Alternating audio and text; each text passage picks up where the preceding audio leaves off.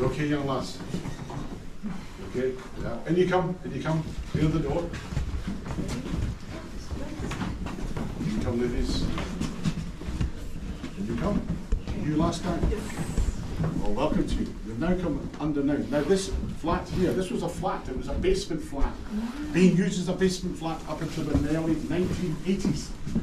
About 1984, a man, a property developer, bought it. He wanted to make changes. Wee boy, imagine you're visiting the wind, or you live here, you're going home, you're going out, and a little boy, possibly not much older than wee Tiffany. Where's the wee lassie? There she is. Now imagine a wee boy about that height, that size, and basically he's charging through you. He's busting you out the way. You might call after him, "Ya wee rascal ye!" Then suddenly there is a woman chasing him, and you might laugh, because that's the wee boy's mother. She's going to strangle that wee fella when she gets him, the wee rascal. Well, the wee boy's name is John Dallas, and he is running for his life, because the woman is not his mother. It is Jean Waldy, and she does catch him, and she does strangle him. She strangled him to death. And why did she kill him? Because she had prearranged a deal with a student doctor to sell him the body of this wee boy for £2. But he insisted the body be taken to him at the morgues down in the Cowgate. She and her accomplice, Helen Torrance, carried the wee boy's body to the morgues, but they were caught on the way there. And they were charged with the murder of John Dallas, and they were hanged in the Grassmarket. And some people believe it was one of the earlier examples of what became known as body snatching, taking freshly dead bodies and paying them, getting money for them to the student doctors. Now the other person has been seen up on that level there, a woman kneeling back on her heels. Her head is bowed, her hands either clutched in front of her, on her lap, or in front of her chest. Now it's believed to be that of Isabel Catal, a woman who was branded for breaking the law. Branded, she was marked on both cheeks with a hot iron. Now, what happened to her? Well, there would be nobody on this wind. The plague is here in Edinburgh. The street would be deserted, but she has left her home. She has made her way out of the Nethergate. There are no guards. There are not enough people to guard the city, but nobody's going to come into the city, a city of death. She makes her way down to Holyrood Park. There, the well of St. Margaret's, she believes the fresh, clear water is blessed. She would not use the water here in Edinburgh. It was polluted. Nobody would drink it. She brings some back. Her hope is, her prayers are, that she gives the clear water, the blessed water, to her little girl, possibly about the same age as wee Tiffany there. She'll be cleared and cured of bubonic plague. It doesn't save her. Her wee girl dies through the night. Her cries of sorrow alert the neighbours, and they alert the authorities. And there were men known as foul clangers. These were called plague cleaners. The plague cleaners would come into your home, take away the dead bodies. Her wee girl's body is treated like a rag doll, just dumped into the back of a cart. It is taken from here and will be dumped in plague pits. She screams after them. She wants to know where her child will be buried. Will she get a Christian burial? Nobody replies to her. She is held on the ground.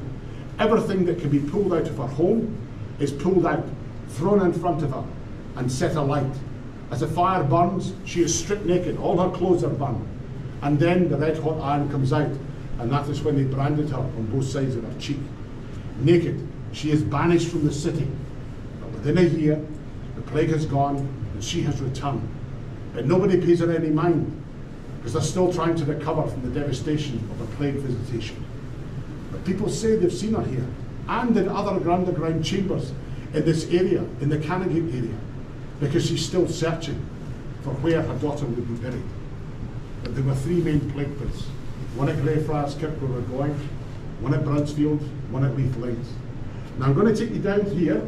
Please be mindful of two things. One, duck as you go under here. I sometimes forget and bang my head. My hat saves me from getting a crack in the skull. There is a deep step as you drop down in there, but there's a rope on the left-hand side. You'll be able to look up and see the skyline, but make your way through this doorway over here. Again, duck. It's quite a low door, and we'll take you into what's called the Children's Vault. It was used as a quarantine for children during the visitations of the plague. There is a vaulted ceiling in there. That was put in there when they constructed the bridge. As you go in there, above you will be the traffic. The road you crossed over, avoiding the traffic, it passes over your head. So, bring yourself down.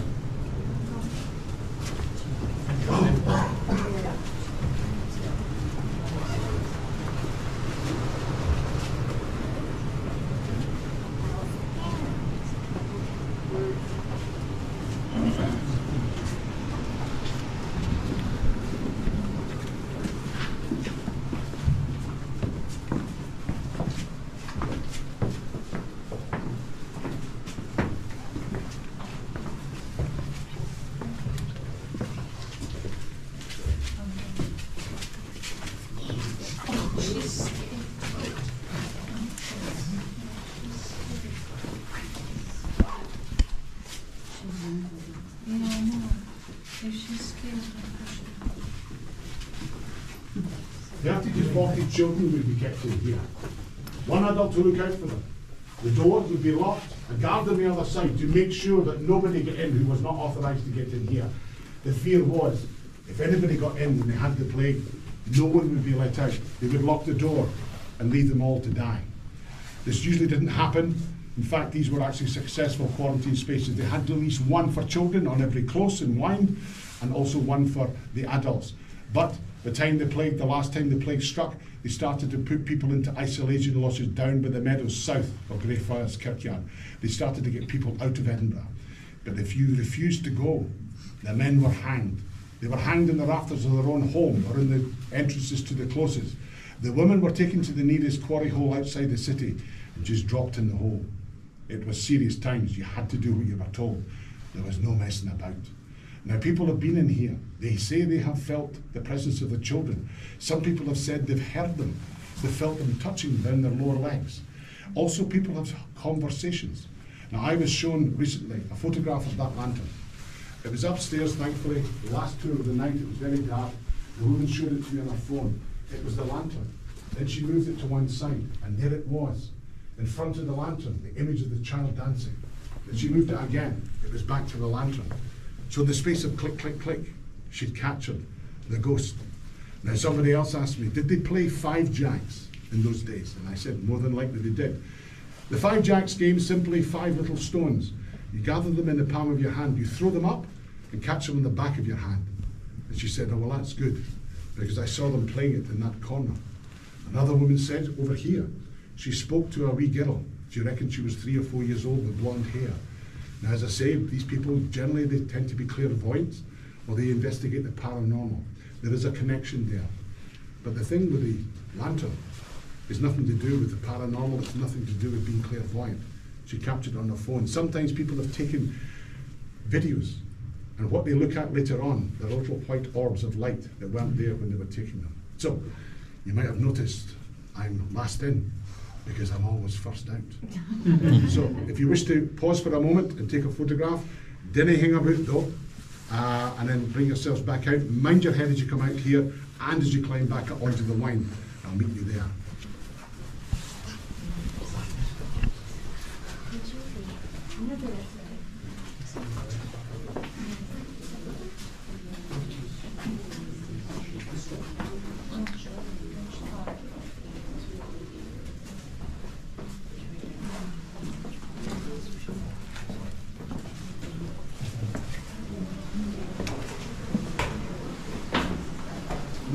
You see really that space there? This was a field cover. And you tapped it, as you would do by a property, you tap a cover, it's got a hollow sound to it. So you want to know what's behind it. They pulled it out, and they saw the rubble in here, and started to dig it. It took them 2 years to excavate it.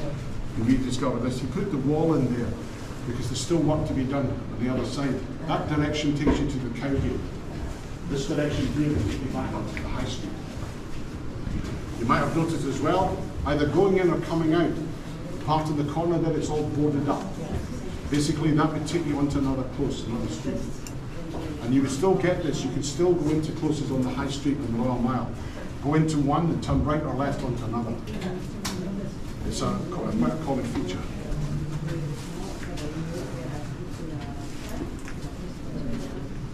Now, you're probably aware the history of Scotland is very dark, very cruel.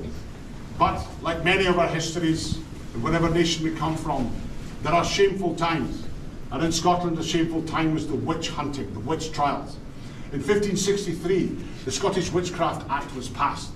It was repealed in 1732, but a more dubious, confusing piece of legislation never let it be seen again. There were only 2 things that were clear about it.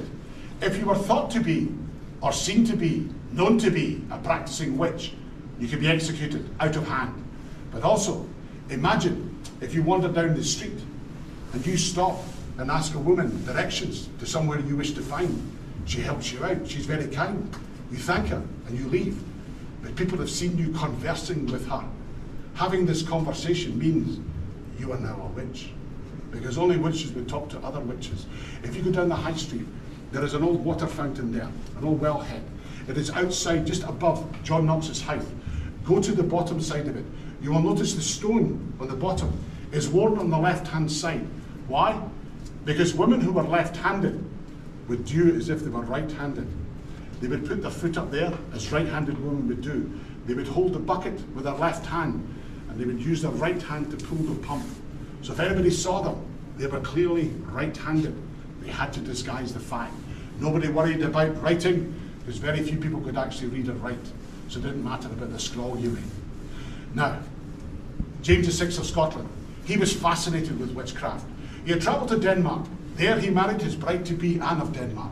But while he was there, he had witnessed witch trials. He had attended them, and it set his imagination alight. Now, while they travelled back to Scotland, down the North Sea, into the Firth of Forth, just east of Edinburgh, there is a small town. It is called North Berwick. There is a high hill there. It is called North Berwick Law. When the small fleet drew parallel to the law, it was engulfed in a storm, but not a storm we would imagine. All the ships in his fleet, bar the king's, were sailing forward, their sails full of wind. But the king's ship lay still in flat, calm water. The sails flat, not a breath of wind. It was said he asked the Danish captain why this would be. The reply was simply witchcraft. Now, when they returned to shore, the word spread. Within 2 or 3 days, there is a coven of witches arrested at North Berwick. And one of them is a woman, Agnes Samson. She has been accused by the men of the church. She was the one that started the storm, they said. How did she do this? She had taken a dead cat. She had tied and sewn onto it pieces of a dead man's body. She had taken it down to the shore. She had thrown it into the waters for the tide to take out and engulf the king's ship in a storm. She was brought here to the palace of Holyrood. The king would be in attendance with some of his most favoured nobles, but the men of the church would conduct the questioning. She was taken to a basement cellar. There she was stripped naked, manacled to the wall. The first thing they would do would be to look for the devil's mark. Now, the devil's mark, it was said, the devil wanted to pass his power through your body. He would touch you. Where he touched you, he would leave a mark. If you pierced the mark with a needle and there was no sound of pain, when you pulled it out, if there was no blood, you were a witch. Or a male, you'd be a warlock. You could be put to death. Well, they pierced every single mark in this woman's body. After days and days of torture, her cries of innocence was ignored. The blood oozing from her body was ignored. Then they decided the devil had hidden the mark, perhaps under her hair on her head. To remove her head, simply they could have shaved it off. They did not. They wrapped a rope round it. They twisted the rope, pulling the hair out by its roots, leaving tufts. But then they put in a stick, and they turned the stick like a tourniquet, tightening around her brain. And they took a needle. Now, for the sake of the wee one here, imagine the worst place you could push a needle upwards into a woman's body, and that's exactly where they put it. Her cries of pain were drowned out with her question, their accusations of charges. She admitted to 50 charges of witchcraft. But even after all this, the king was skeptical of her confession. She called him forward. She whispered towards his ear. Only he could hear what she was saying. It was said he stepped backward in fright and cried out, "Not even all the devils themselves would have known that." But he did not say anything to the others. All he did tell them was that she had repeated every word he had spoken to his new wife on their wedding night. And with that, she is a witch. She is dragged naked from the Palace of Holyrood all the way up the Royal Mile to the Castle Esplanade. Now, if you visit that, just immediately on the right, there is a small water fountain well on the wall. It is called the Witch's Well. Now, in that area there, she was put to death, garroted, strangled to death. Then her body was burnt so the devil could not inhabit it. At that spot, over 350 women were put to death as being accused of being witches. Now, is there anybody here who happens to be left-handed? Only one person. Somebody's hiding, somebody's hiding. Somebody's decided whether they want to be a warlock. No questions asked. This man will be taken down to the Nor Loch, where you would find today Princess Street Gardens, Waverley train station. It was covered with water, a man-made defence against attack in Edinburgh. There, left hand tied to the right ankle, thrown into the water. If you were lucky, you would sink and drown, and you would be declared innocent. You are not a witch, and you'd be given a Christian burial. You'd be dead, but you'd be given a Christian burial. But for anything happened, if for one moment any part of his body come up above the water, the devil had put his hand in to try and save him. He's a warlock, he's a male witch. Get him up, be dragged up to the castle hill and put to death. There was a woman called Euphemie McCalsey. She lived in East Lothian. She was accused of being a witch. What was her crime? Well, the men of the church accused her of making a witch's potion. What was the witch's potion? Well, if a woman was in childbirth and they took some of her potion, it would relieve the pain in childbirth. They cried out, "She has denied them the God-given right to pain in childbirth. She is a witch." She was taken up to the castle hill and she was burnt alive at the stake. Now, bring yourselves through here.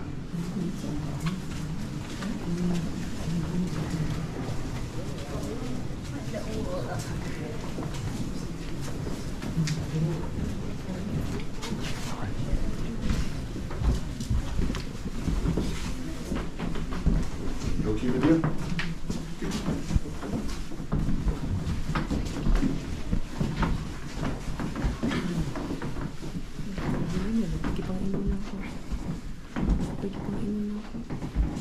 It is said that Agnes Samson haunts the wine, but she haunts the streets and the little underground passages here in this area in the Canongate, but also she haunts in the Palace of Holyrood.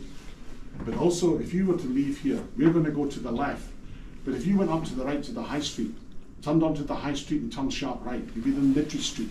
Littery Street is that way. Now, at the top, there is a pub there called Whistle Binkies. At the bottom, there is a pub called Bannerman's. But part way down, there is one called the Banshee Labyrinth. Now, part of it through the back, all the wee nooks and crannies where their storerooms are, where they keep their stock, their offices. That was part of Nicholl Edward's mansion. The man I mentioned earlier, he was a friend of King James VI of Scotland. Now, perhaps because of this association, he felt he could have women brought to him, to his mansion, to the cellar rooms, and he would conduct such inquiries as I described out there.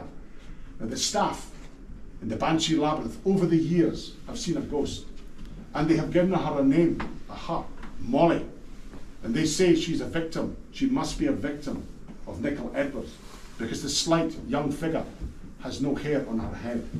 She'll have been accused of being a witch, and she'll have died as a result of the torture she was put through. Now, she inhabits, they say, in the stock rooms, their offices, etc. But there is one public area where she is seen. It is the ladies' toilets.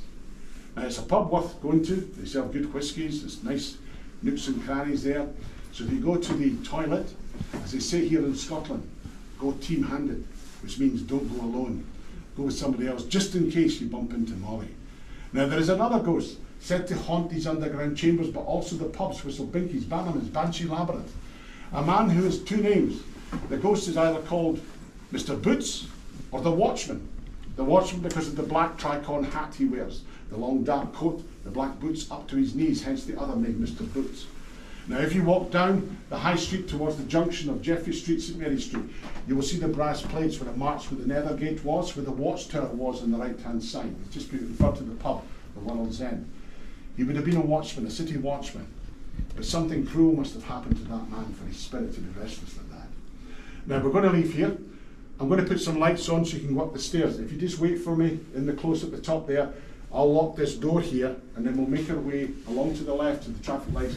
We'll cross over, go up Chambers Street, we're going to go into Greyfriars Kirkyard. So, follow me out here, I'll put some lights on for you.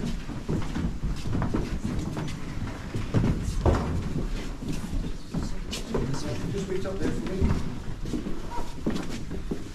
Okay, Minnie, that's it.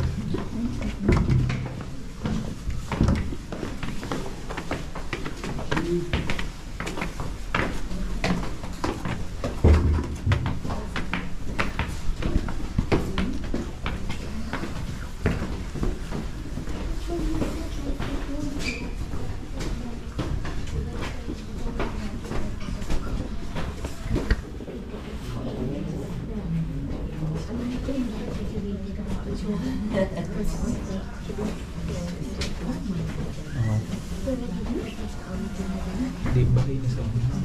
Nagtakiya. Tapos na-discover siya. Biyang sa iyong na may message ba? Pagkaibaw sa taong sino ka na, i-claim sa kong sa ano na. Pero sa Street, as light as I am. Thank you. Right, here we go. nakadrop siya sa kaso, walang claim sa government. So iya siya tag-iyan na kami. Namatay na siya kaya napasto.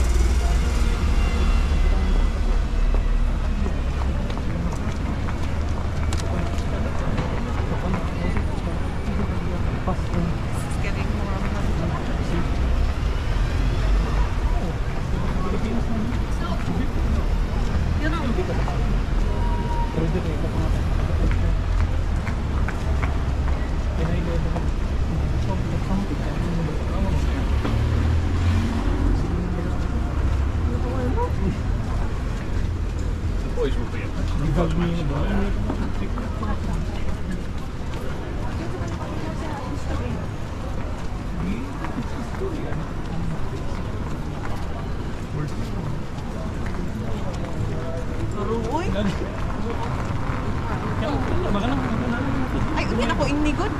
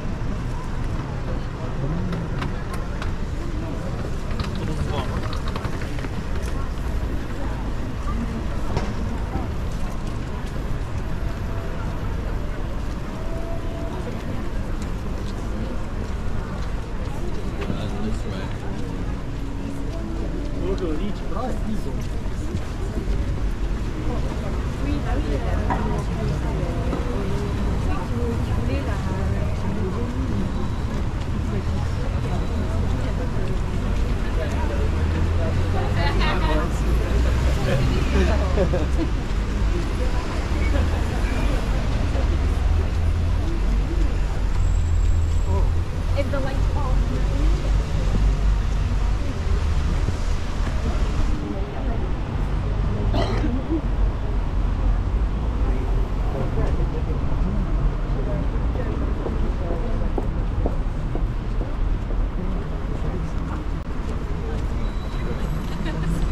It's like my favorite spot.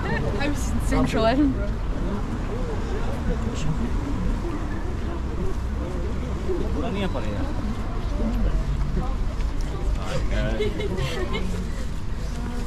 I've stopped you briefly just to let you know. Excuse me. Oh. You'll find that I think it happens here in Edinburgh during the festival. People actually walk into crowds of people and then get disturbed at the fact that you're there and the fact that they haven't walked around it. So don't be upset if it happens. It constantly happens. People just don't look where they're going. I've stopped you here just to show you. That is the old university building. In there is the medical faculty, which I'll reference to when we get to Greyfriars Kirkyard. So the medical faculty is in there. The morgues are down in the basements. So we're going to walk up Chambers Street, cross the road. There are no pedestrian lights. There are temporary traffic lights for the cars. Let's get across at least to the middle, then to the other side, and we'll go up into Greyfriars Kirkyard. So follow me.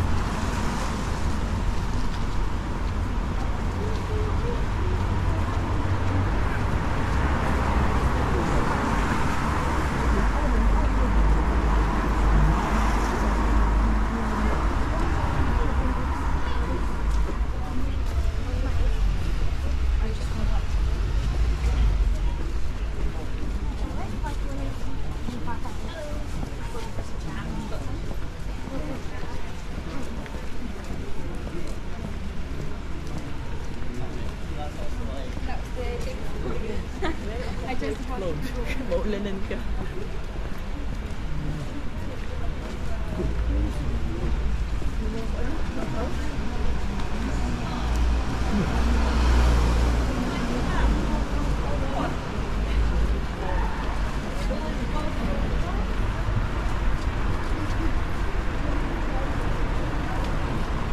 Proud kasi sila sa The Greyman.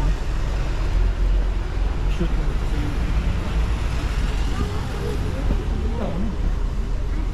Sure.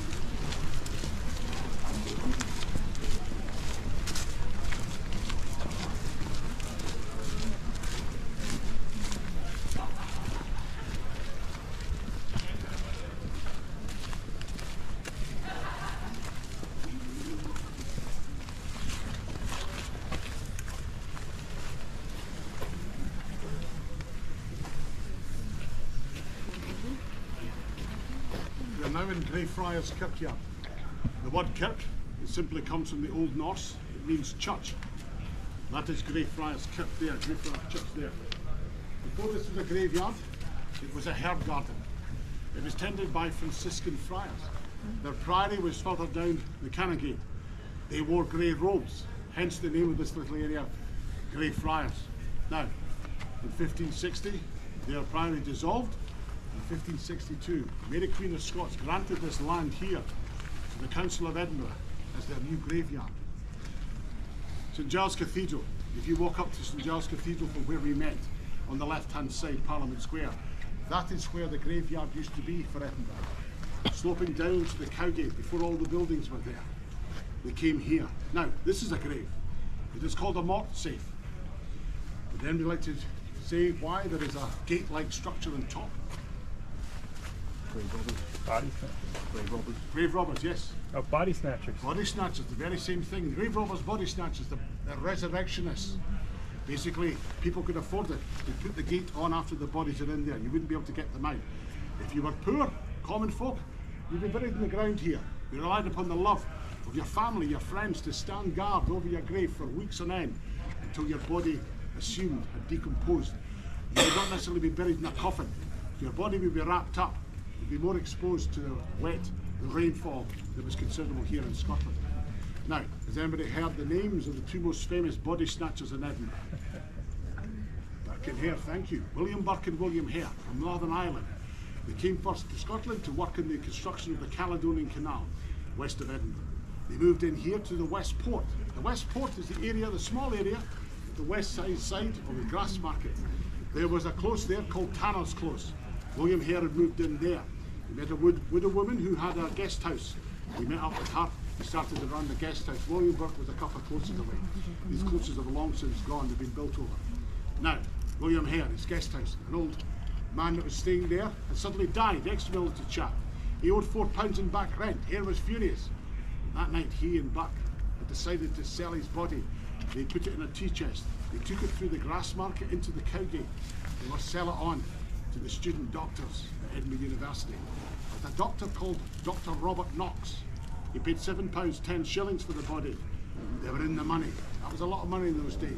That was December 1827. Over the next 10 months, they never once snatched a body from a grave. They were serial killers. They murdered 16 people. The last person to die was Margaret Docherty. This was the downfall of Burke and Hare. Now, Burke had fallen out with Hare. She too was from Northern Ireland, so he put it about that she was a family friend. They were going to have a wee catch-up, have a few drinks. He decided he'd kill her. Now, his normal way of killing was known later on as bucking. He'd basically take the victim out, get them drunk on alcohol, brandy, whiskey. And when they were unconscious, he was a man probably about that height, but squat, solid build. He would sit on their stomachs, lean into their chest, push out as much air as possible, his big hands onto their face, covering up their nose, their mouth.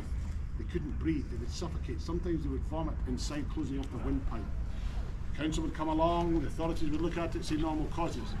But they were suspicious of the amount of bodies coming out of these closes. They had their eye on Burke and Hare, but they couldn't prove anything. It was always done out of sight, out of mind.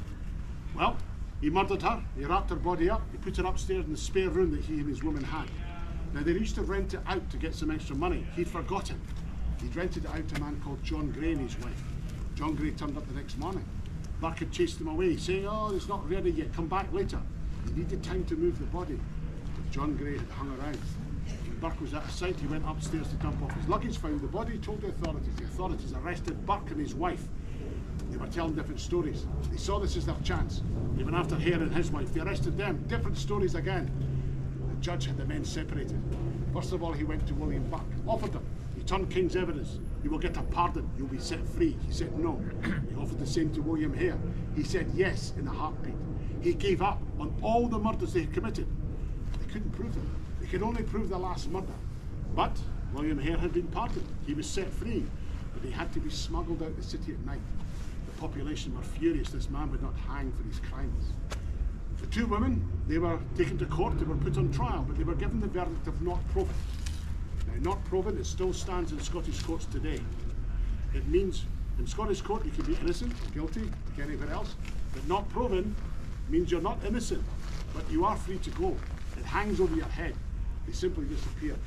Dr. Robert Knox, the man who bought all the bodies, he did not stand trial, but shall we say he was thrown out of the medical world. Nobody took an interest in him, he just simply disappeared out of life. William Burke, he hanged for the murder. He hanged in the Grass Market. Some 25,000 people turned up to see him hang. There was a bit of a stramash, a wee bit of a riot at the end. The student doctors all ran in to get the man's body. Some of them got a hold of it, they took it back to the university to start dissecting William Buck's body. But before they got up with their studies, they peeled off pieces of his skin. They made little purses for their coins, little wallets for their cards. They even took some of the skin and wrapped a book in it. They made a cover round the book, and on the spine they wrote, "The Skin of Buck." These objects can be seen at the Surgeons' Hall in Nicholson Street. Well worth a visit, but you have to have a strong constitution. There are things in there that your imagination could not conceive were possible. His skeleton, it hangs in the building I pointed out to you, in the medical faculty, in a private study room. I believe it is used, but very, very infrequently. They do not know, they do not like the idea of sitting in a room with somebody they actually know of what he had done. Now, this is said to be the most haunted graveyard here in Scotland because it has its own poltergeist, and it's believed to be that of George Mackenzie, or Bloody Mackenzie became known. He's buried in that building there, that small building with a dome on it. That is the Black Mausoleum. Now, George Mackenzie, he was Lord Advocate to King Charles II in 1679. There was a battle against the Covenanters in the south of Glasgow at Bothwell Brig. Now, the Covenanters, people of the Presbyterian faith, they wanted no interference in their religion and how they practiced their faith, especially from the king. Charles II disagreed with them. He set George Mackenzie on them. Well, they lost the battle, south of Glasgow. 1,200 or so were brought here to Edinburgh. Some 450. That wall over there at the back, that used to just be a field out there. This is now part of this kirkyard. They were kept there, enclosed, during the depths of a cruel winter, to freeze to death, to starve to death, to die of their wounds from the battle. Or George Mackenzie would pay the guards to bring them forward and have them tortured in front of him. He would watch as they were tortured, and then they would just leave their bodies to die, or perhaps be cared for by their fellows. Now, in 1998, a man who was homeless got in through the back there. The police said he made his way, a small gate like this, but much smaller. He got it up, went down a spiral staircase. They say he must have burst open the coffins. They thought he was maybe searching for something he could sell on, but the floor had given way. Now, these were coffins. These were bodies that were not seen the light of day for hundreds of years. When he arrived on them, they were semi-putrefied, covered in green slime, matted hair, matted clothes. It scared the bejesus out of him.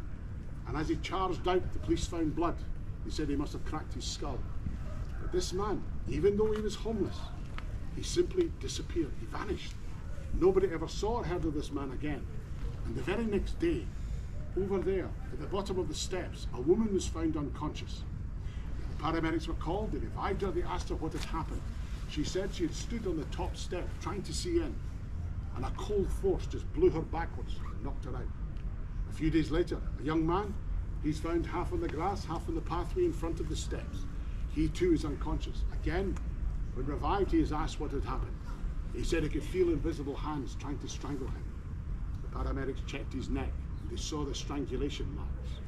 Now, ever since then, hundreds of little incidents have been posted on the internet. People talk about feeling nauseous, numb, little bones in their fingers, their hands, their feet have been broken. Somebody's punched them, kicked them, or little marks appear on their bodies. Out of the blue, suddenly they appear. So, my dear, when you two go home, check your man. As he pulls up his jammies over his buttocks, look out for a wee love bite mark. I didn't get upset with him, he's been up to mischief. It's George having a wee nibble. Now, George Mackenzie did not die in Edinburgh. He died in London. But somebody had the idea of bringing him back here and burying him very close to those he had hated most in his life, to those he had persecuted. In the 9 years following the Battle of Bothwell Brig, it was known in Scotland's history as the killing time. It is said he is responsible for 18,000 deaths. The Presbyterians, the Covenanters, they were pursued with a ruthless vengeance. Wherever they were found, they were tortured and executed. Often their bodies left to rot. No one buried them. So, bring yourselves round here. Are you okay, my dear? Are you okay?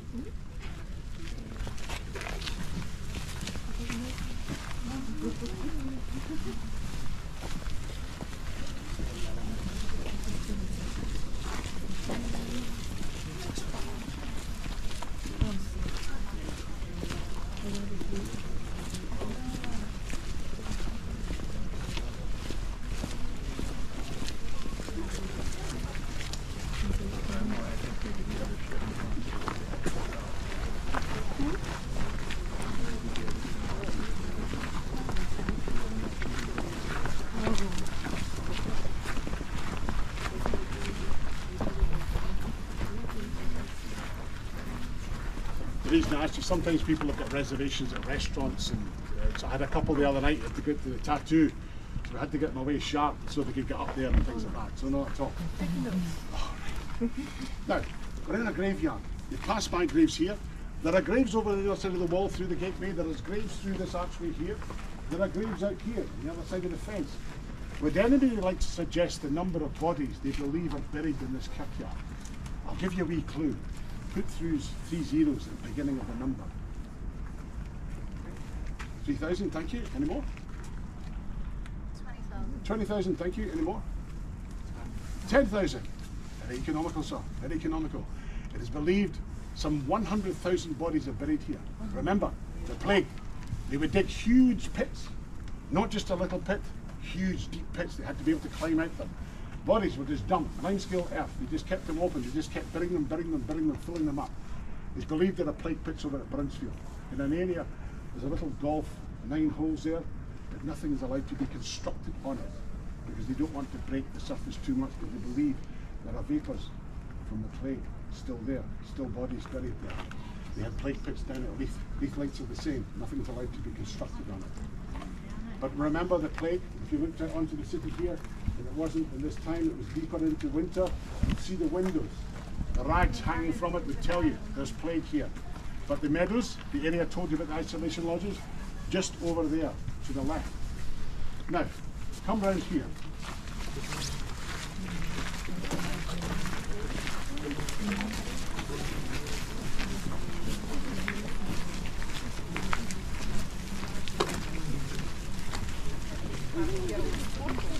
Сыну того самого Якова VI, да, которому Елизавета I передала план.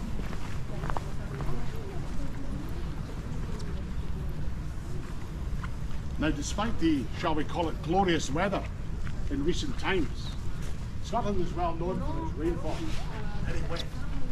Basically, this is a very lovely, moist soil, rich earth. In time, the amount of bodies buried here, this whole graveyard started to move that way, down towards the grass market.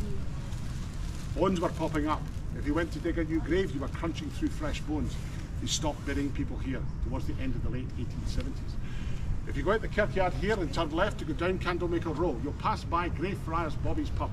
Past it, there's the high wall, the stone wall. There are 2 walls they built, one on either, one inside, to restrain this graveyard, to stop it moving into the grass market.